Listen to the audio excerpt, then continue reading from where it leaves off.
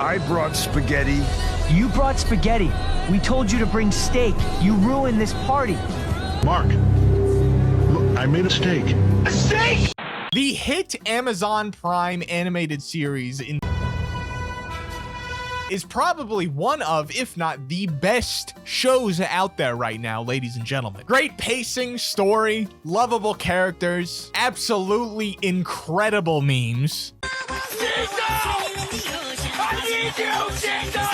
Remember, you're not just a steak, Mark.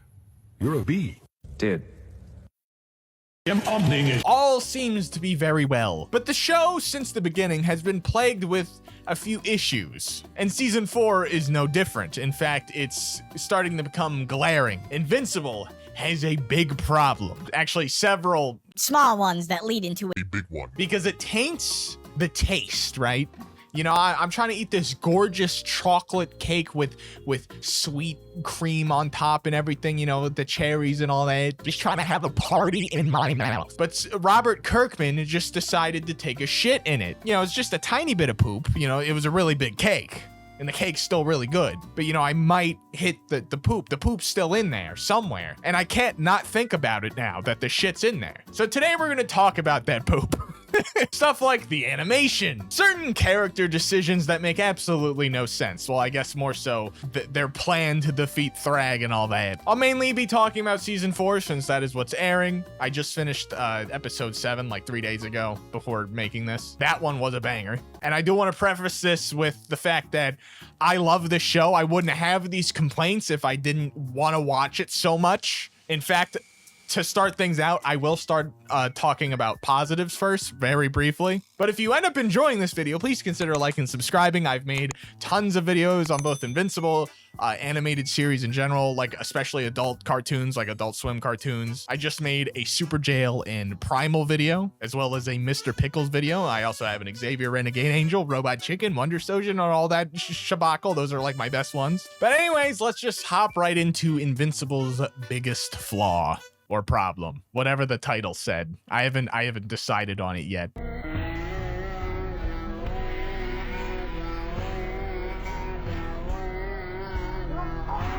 All right, so very briefly, Invincible is fantastic. Trust me, I'm not a hater, right? I'm a critiquer. This isn't Has Been Hotel, all right? I'm not specifically hating on this show. I genuinely love Invincible and wanted to see it be the best product it could possibly be. All right, it's one of those superhero shows that actually has like real stakes. Characters will actually get hurt and die. The stuff with the Viltrumites is just it's awesome. It's the evil Superman trope kind of done well. This is what an adult superhero story should feel like. And right now, we kind of don't really have a lot of good superhero stuff. I know a lot of people are fatigued about that because we had so much of it during the Marvel era. But right now, it's like, what do we have? Like Invincible? Are there any good DC shows on right now? Normally, they're banging it with, you know, like with Teen Titans and Justice League and all that stuff. But it's like, we don't really have any of that anymore. We're starving of thirst out here. They're actually really good at building up to fights. Even though I'm going to talk about the animation, you know, sometimes the fights aren't really that spectacular, or at least as spectacular as they should be, especially when you start to consider the power scaling going on here, which is practically non-existent, but we'll get into that. The way the story weaves these fights into itself, you still get a big emotional, you know, dopamine in your brain. I'm hyped for this thing on screen, even though if it looks like it was made in Adobe Movie Maker. The fights are fantastic. The characters are awesome for the most part, except Amber in season 1, and the filler isn't bad for the most part. Should there be filler in you know, a series that only gets 8 episodes? Probably not. You know, filler episodes are more so, you know, they should be in shows like Naruto and, you know, One Piece and all that stuff, where they're either trying to catch up to, like, the manga's caught up to the show, so it's like they have to fill it with something just to fill airtime, right? Or like the show's so big that they can actually afford to do this because, you know, there's like 30 episodes a season or some shit. Yes, the show is an hour long each episode for Invincible, but like, dude, why is there filler episodes in this? Oh, it makes his character move forward. It really doesn't. They never really do. But anyways, let's just hop right into the reason why you clicked on the video. The negative stuff is always more spicy, right? We love complaining. YouTube loves complaining and being angry about things. I'm pissed off and angry. Oh yeah, and the memes are great, but you know, I already said that. I'm sure I'll play a couple. Mark, I'm going to use Trick Room. Are you ready to sweep? Wait, what, Dad? I don't know what Trick Room is. Let me break it down for you, Mark. My Instagram reels are so fucking cooked, dude. Oh my God. Oh, I am Ceciling it. I'm Ceciling all over the world. Thanks, taxpayers. So I'm gonna get this out of the way first. Since everyone's already talked about it, you've probably already heard about it, the animation. Yes, for a multi-billion, gajillion, trillion-dollar company, Amazon, to have a show, one of their main shows, Invincible, to have such mediocre animation 99% of the time, if not worse, it's kind of ridiculous. And that's just objectively true, to be honest. There's absolutely no real reason why we can't get better animation for this show. There really isn't. Yes, people like to compare this to stuff like Jujutsu Kaisen, right? Juju. Attack of the Power of Jujutsu Kaisen, god damn it. Jujutsu Kaisen. Since those episodes were like a fraction of the budget and they look incredible. But then people counteract that with saying, oh, you know, they had years to make this episode and they overworked their workers in Japan, right? Mappa Studios, I think, makes the episodes for JJK, and they're notoriously overworking their staff. And that's fair. You know what? Let's not compare Japanese animation to American animation. At least I think Invincible's American, right? Invincible's made in America. All right. See, here's the thing. Castlevania is also a Western anime, basically, right? Invincible and Castlevania, both Castlevania. Oh my God, my English. Hold on. I'm so sorry. I'm stuttering so much. Oh my God. Castlevania and Invincible are both Western. Castlevania took just as long to make each season. At least that's what Google's telling me, as Invincible, if not less, with less money than Invincible. Hundreds of thousands of dollars less per episode, in fact. And yet somehow Castlevania looks fucking incredible, like all the time. That show is like eyeball candy. Even Devil May Cry looks better than this. Western animation is not like terrible just because they don't have god-awful Japanese working conditions. They can get away with that. The problem is Castlevania has over 300 animators working on this show. 330 plus people working in the animation department. And Invincible, at least Google's telling me, only has four people working on it. Now, I've also seen numbers around like 180, but that's still literally less than half, or at the very most, if we're going to be the most liberal and charitable with this estimation here, if they have half as much as Castlevania. That is the most charitable. And the worst is they have like 4 people working on the episodes. So a show that costs more to make, right, per episode, has half as many people working on making the show look good, if not literally almost 100 times less at the very worst. Again, I'm just Googling this stuff. I'm not going to look deeper into it. Are you kidding me? The point still stands regardless. Invincible does not have anywhere near the amount of animators as other Western media, and it's not even close. Robert Kirkman does not respect animation as a medium in general. He would have rather made this a live action. I think I saw him say this in like some kind of interview or some shit. Let me know in the comments if I'm wrong on on that. I hate watching interviews. I'm sorry. But it's clear the budget goes towards more, licensing, I guess, like music. Nah, I'm kidding. It's got to be the voice actors, right? We need celebrity voice actors for everything. Now, of course, if we want to hire famous actual voice actors, right? Like the main cast Most of them are well-known voice actors and also actors, but they're actually known for voice acting too. Like we've heard them in many things before and they're very good, and they're the main cast. Okay, that's fine. But to have so many celebrity voice actors for one-off characters or two or three off characters, that's insane. It's ridiculous. We did not need Bruce Campbell, as much as I love him. Like, he did a really good job. He's got a fantastic voice, don't get me wrong. We did not need him voicing Satan in a filler episode. The episode didn't even need to exist, to be honest, let alone the fact that we needed to get a freaking celebrity voice actor for him. I can handle Optimus Prime doing Thetis, and then Argyle being Megatron, because that's just fucking awesome, right? And they're already like actual voice actors regardless, and they're very important to the story. But we didn't need Jesse Pinkman being Powerplex, even though he did a good job too. And it was really funny when he was like, oh, you can't keep getting away with this or whatever. I'm not gonna deny that it doesn't, a lot of them do add flavor, right? And funny moments, and you know, it makes the story a little bit better, or the watching experience more so. But you know what else would make the watching experience really good? If the show didn't bombard me with people pushing a PNG across the screen, and that's the animation. You can make something float midair from one point to another and make it look like it's actually floating and not just a PNG being dragged across the screen. Or to make things bigger, you know, with the freaking dragon, that god. There's so many examples. The walking down the stairs looking like fucking One Punch Man. At least, listen, One Punch Man season 3 was more egregious than this, but that's still no excuse. Like, that whole season was pretty shit. And at least Invincible season 4 is like, there's, you know, the overall quality still really good. It's just the animation it just brings that down to like a 7 instead of what it should be a 10, to be honest. Like, I really love everything else. Not a 10, but like, you know, a 9.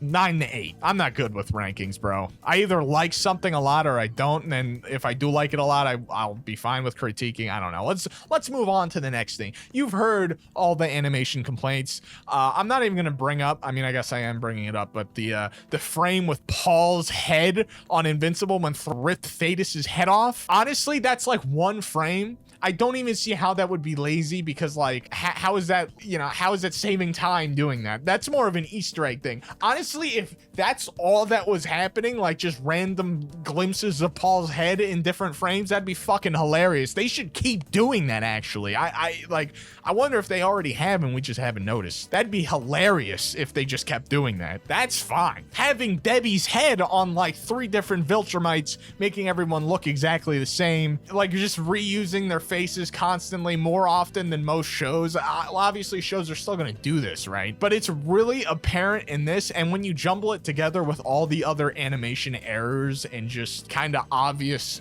laziness, I guess, it starts to really damper the product. I'll give them the fight with the Cerberus monster or whatever that Invincible had to fight in the pit in hell during the filler episode, because like, they were clearly just trying to save money and time there, I guess, already. I don't know. It's stupid. Like, there shouldn't be off-screen fights in my 8-episode season, but whatever. Whatever, dude. At least just have him one-shot it. He's already one-shotting the thing that he had to fight after it, right? The woman who's apparently should be stronger than this thing. Why not just have him like, oh, we get to see the cool creature, and then he just flies through it, just like one-shots it. We already knew he was gonna do that to the other bitch. You didn't need to make it a drawn-out fight. I guess they needed it for screen time, but whatever. One more thing, that Viltrumite that got thrown into space and he just disappears. He leaves the render distance. That shit's just funny. I forgot to mention that. I mean, it's like one thing. I'm sure it happened a couple of times before. At least we don't get the stupid, you know, the 3D animated stuff too often, or at all. Remember from season 1 when like all the crowds were 3D models of ugly ass humans? Then again, I don't know if that's worse than PNG flying from point A to point B on a keyframe with some jiggles up and down to make him look like he's floating. Anyway, on to the next thing, which is going to be, guess who's finally getting their power? problems I have with the story, mainly episode 7 with their plan to kill Threat. Tech Jacket. Now, I'm not going to complain about the gender swap because I didn't originally read the comics anyway. And if it is true that they swapped it because Tech Jacket was too similar to Mark, whatever. whatever, dude. Make it a 15-year-old girl. Who cares? I mean, people definitely care, but whatever. Giving said 15-year-old girl who shoots like she's fucking cross-eyed. I don't know if you remember, but the episode before episode 7, she shot at a Viltrumite that was standing still and hit her left and the right in her super advanced tech suit. Just completely missed the Viltrumite who wasn't moving at all. Let's give her all 10 of our needles that turn the Viltrumites very vulnerable. All 10. Now I understand, okay, whatever. We give some to Mark, Nolan, and Thetis. Oh no, they might have it turned against them. Except that could already happen anyway. Tech Jacket is right there, and when she shoots it, half the time they move out of the way or catch the needles. What if they caught it and just went after Mark and Nolan and use it on them anyway? If we want to talk about hypotheticals, it goes both ways. All 10 needles to Tech Jacket who barely hit any people? Yeah, she hit like jobbers constantly and dodged it once. But even Oliver was able to get within like hugging distance of frickin' Thrag. Mark landed a few good hits on him. I know they weren't good hits, right? They were like full power blast, and it showed how powerful Thrag was. And yes, we don't know if the needle would even pierce Thrag's skin, but what if it did? Needles are designed to pierce through skin. It's a tiny little point. All it has to do is get the shit into him somehow. Whether or not he dodged it, we don't know. But Thrag let the guy who just said he killed Conquest, who he already respects because Mark is an actual Viltrumite at this point. Humans are clearly very compatible with them. He let him do a full power hit into his face. Imagine if he had a needle. Maybe like was able to bring the left back with the needle in hand to stab him somehow. What if Thrag just didn't care and just let him do that? Probably wouldn't have happened, but that still increases the chance of them winning that fight just off of them having some of the needles, at the very least have one on each person joining this fight, because Tech Jacket wasted most of them. It didn't affect their odds of winning at all. Thrag could have just killed all of them. Thrag was the only thing they needed to focus on. Obviously destroying the planet made them run away because he was like, I don't want to kill the Viltrumites because like my people are already too few in number, and I know what happens in the comics, but still, like, we're thinking from what their head should be at in decent storytelling, not like, oh, this is a coalition of planets, these are like some of the brightest minds in the rebellion or whatever. This is their best plan. Some dumbass shit. Give the 15-year-old girl who can't hit anything with her super cannon lasers all of the needles at all. Let's just give her all of that one weapon. And Space Racer, don't even get me started on the guy with the one weapon that can actually one-shot Viltrumites. Yes, I know he has to pick his shots carefully. Why doesn't he have a scope? He's riding a motorcycle space thing that can outrun Viltrumites. Yes, I understand he needed to bring the raptors, or I forget their names, the Ragars or whatever. Oh God, how did I forget that? I was just thinking about them the other day. I just watched this, the Ragnars? I think that Ragnars, right? I know he had to bring them to the fight, but just bring them to the fight and then run away to a very far away distance and then aim and fire. It's a tiny laser beam of death, and they're in space. They can't actually hear anything. It's just telepathy. Everyone's just using telepathy. I mean, I thought only Alan could do that, but I guess all the Viltrumites can too. Did they explain that? They might have explained that, because it is weird that everyone's able to do that now. Whereas like when Alan came to Earth the second time with Immortal was like, "What the hell?" And then Alan was like, "Oh, I can only talk between the two of you. One of you at a time." I was like, "Oh," but now apparently they can. I don't know. My thing only works between me and someone else, not between two other someone else's. It's a design flaw. I'm told there's an update coming. Point is, did Thrag not dodge the laser because he was aura farming? Or did he not dodge the laser because Space Racer just missed and, he couldn't hear the laser because they're in space? Why did he only shoot at Thrag, the main target, once? I think it was once. He didn't shoot at him very much, right? And Planet Viltrum was right there behind him. Could have solved two birds with one stone. I understand Planet Viltrum has the smart atoms. They needed the 3 Viltrumites to fly in to create a shock wave to actually dismantle the planet. But just like, why didn't he shoot at Thrag?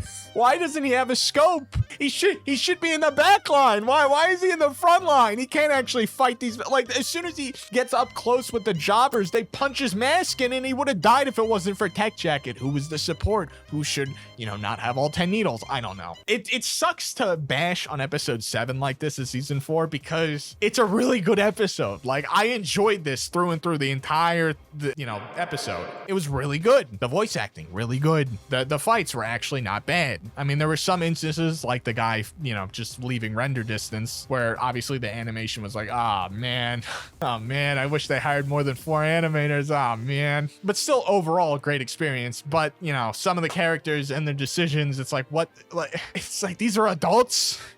Are they not thinking at all? They're trying to win. I understand not making your characters have like infinite, they're not omniscient, right? But these are some fucking stupid decisions. Like, just give him a scope, man. Just make him a sniper in the back line, and he can get away with the motorcycle. Why has he got to be within like 10 feet of a person to shoot his laser that literally never stops going? It doesn't make any sense. So yeah, honestly, this isn't even really that much of a critique. More of it's just kind of pointing out how screwed up this really is. So Eve is, obviously she's upset, she got pregnant. We knew this was going to happen if you know what happens in the comics. It's not like I'm surprised by any of these decisions, right? It happens in the comics, but I didn't really think about it. But after seeing it animated, I'm like, wow, wait a second. Mark's going through all this trauma and stuff. Eve dumps this on him. Obviously, she's also very traumatized by it too, but it's like, oh man, you take a step back and realize, Mark comes home and he's like, his girlfriend's like, Mark, you were gone for 4 months and I have access to the most powerful people on the planet, as well as your mother, who is proven time and time and again to be the best mother ever. I couldn't handle it. I killed your kid and also I'm fat now. Yeah, yeah, sorry about that, Mark. sorry about that. Sorry. Listen, I'm very into fitness and I was a personal trainer. I understand what stress eating is. I understand that, certain things can happen in a person's life where they kind of go downhill and eat a lot of food and binge eat. I do it myself, or at least I used to, especially with candy and stuff. But oh man, in 4 months, oh man, in 4 months she like doubled her width, bro. What is this? But I have a theory with this, right? She's lying to Mark. She didn't abort her child, right? This child that could have been a Viltrumite, one of the most powerful people on the planet that they could have raised to be another, person defending the planet and from other Viltrumites. They could have really used that. But anyway, she didn't abort it, right? She ate it. That's why she's this big. That's why she got that big this quickly. She ate the human, the Viltrumite. Dude, it's the only thing that makes sense. That's why she's so upset. That's why she's crying and trying to play it off as if it was traumatizing, but she liked it. She wants to have more kids so she could eat them. That's my theory. I think Robert Kirkman is going to go with this in the future. Listen, come back to this video if Eve starts eating their children. That's all I'm gonna say if we find out that she's been devouring the youngsters. And playing it off as, I just put on a few pounds because I didn't take care of myself. Like, yeah. But I could go on and on about hypotheticals in the story, or shitting on the animation like everyone else did, including myself, for like 10 minutes straight. But at the end of the day, this is a show that I love and many other people also love, that just...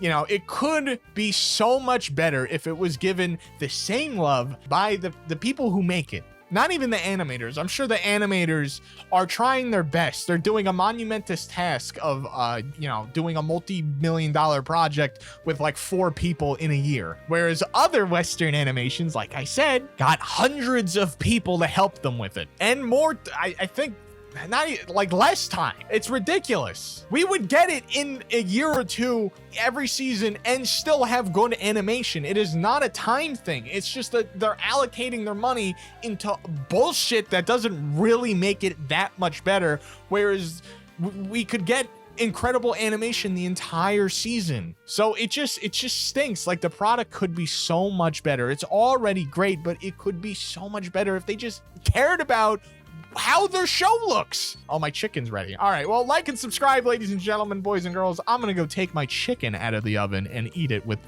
vegetables, and then go over to my mommy's house and eat some ice cream. I love you, mommy. If you enjoyed this video, please go check out my others. I like yapping about stuff, especially adult cartoons and animation and shows. I'm probably gonna make a boys episode, and then eventually I might even make like a Spaceballs video, a freaking Monty Python and the Holy Grail. I'm getting into those old school parody movies and shit, and Monty Python and the Holy Grail is just awesome in general. That's still technically a parody. I don't know, maybe a VeggieTales video too. That'd be a weird curveball, huh? Anyways, I love you guys. I'll see you in the next one, and like I said, no hate, just you know, just complaining. I love this show. I just want to see it do better, because there's some problems that could be easily solved with you know, not hiring Bruce Campbell to make a Satan character for one episode that doesn't even matter. All right.